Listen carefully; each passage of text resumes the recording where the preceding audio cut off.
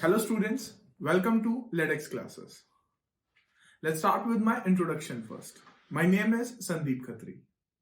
I'm working as an independent legal consultant and also associated with various law colleges as a law faculty. My areas of specialization are criminal law, commercial law, and family law. I'm going to take online classes on cyber law. So this is lecture 1. Let's start this. I'm super excited for this and I hope you are as well. So let's start this. I want to start this lecture with a question. That is, which is the most promising area of law today in 2021?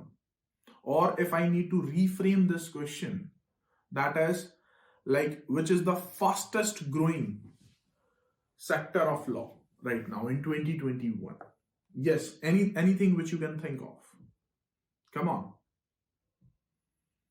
See, as a law student, the best thing is that you get n number of options after your graduation, which means even if I want to start litigation, there are options like criminal law, commercial law, family law, constitutional law, taxation, arbitration, fine, cyber law. So my question to you is that which do you think, as per to your experience, is the most promising? So how will I get to know about this? Yes, the answer to this question is cyber law. Now, why? Why cyber law? Why not criminal law? Why not commercial law or any other law? Why only cyber law? And there is a reasoning behind that. When I go into the market today, I have to see what is in the demand.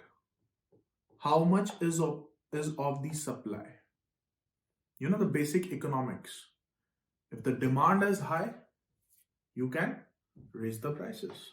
If the demand is low, you have to lower the prices. Basic economics. So when I see the experts in the market, in comparison to these fields, in comparison to constitutional law, family law, commercial law, there are very, very less experts in the field of cyber laws. So this is my first point. Why? This is my first reasoning to you why cyber law is one of the most promising area of law today. Let's take second point. Why it is so? I hope you all are reading newspapers, and if not, you have to. You don't have any other option. Why?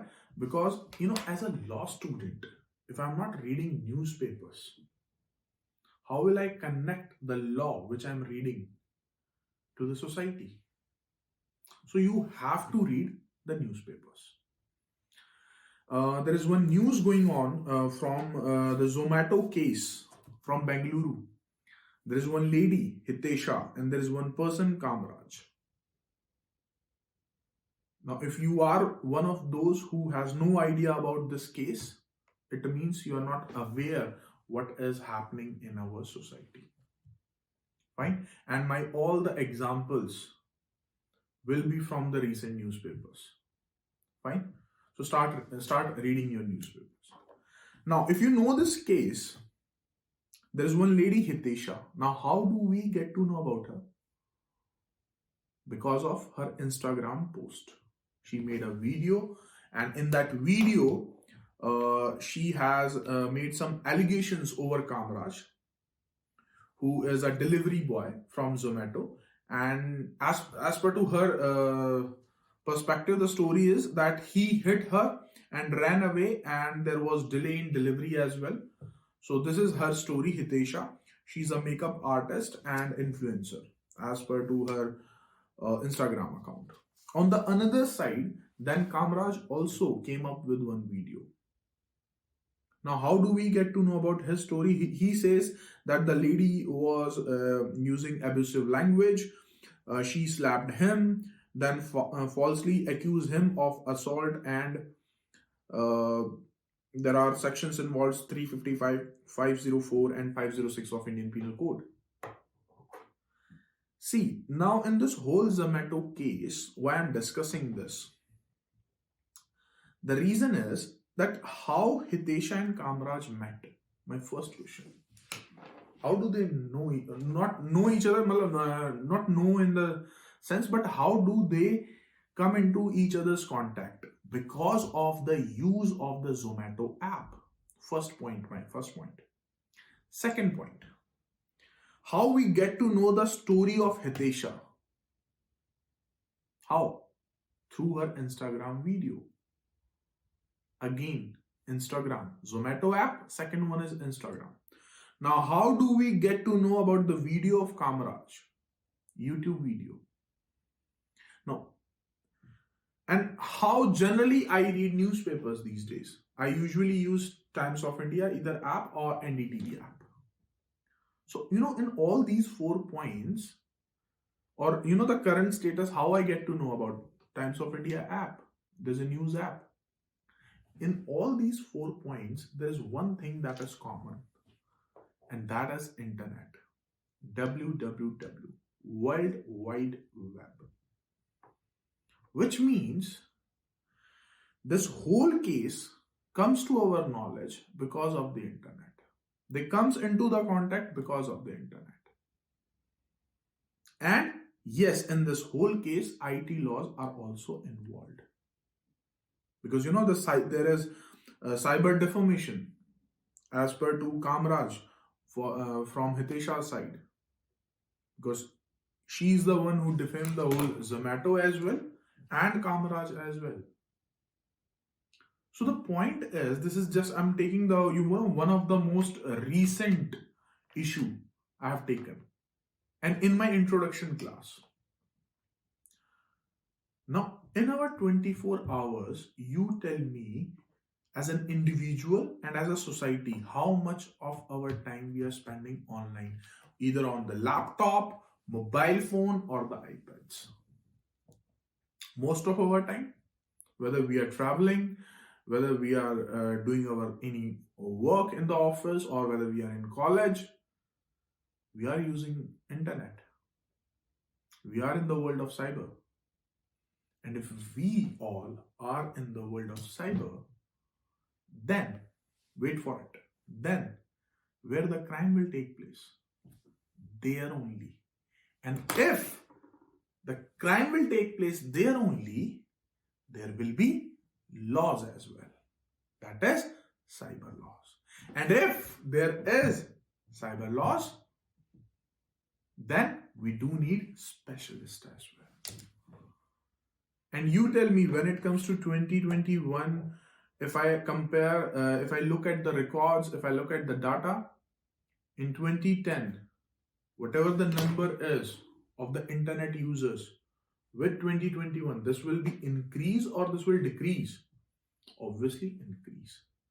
Everyone, a student who is studying in the first class or second class, they are using internet. To the person who is at the age of 90, he is also using the internet. So almost we all are on the internet. So that was my second reasoning, that why I passed a statement that cyber law is one of the most promising area in law in 2021. So first I told you the economics. Second one, I gave you the reason from the Zomato case. Now, and trust me, this is also interesting as well. Law is, by the way, interesting. It is all about your common sense and logic. It is one of the most interesting law, which you can easily connect. Why? Because when you are using your Facebook account, we all know what is Facebook. We all know what is Instagram. We all know what is Twitter. So when you are using those social networking websites, when you are ordering something from e-commerce websites, how do you connect? Again, internet. So, which means 2 examples I have given you. One is economics, second one is Zomato case. Now I'm coming to the third, and the final conclusive statement that why cyber law is a boom. My third reasoning is there are five basic needs of human beings. First one is food, shelter, clothes, education, and health. These are our five basic needs. As simple as that. Now, I'm sitting at my home. I want to order some food. There are apps available: Zomato, Swiggy, Uber Eats, and XYZ. Fine. If I want some clothes, Myntra, Flipkart, Amazon, XYZ.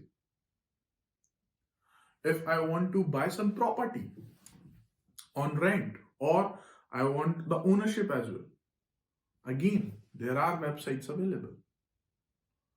When I say health, I can order medicines online. I can consult to a doctor online. Fifth, education. Do I need to give you any example of that? What we are doing right now. Which means the five basic needs, to fulfill those, we can easily do that with the help of your laptop or your mobile phone through apps with the help of internet. And if we are there, then there are going to be some disputes, there are going to be some offenses which will take place,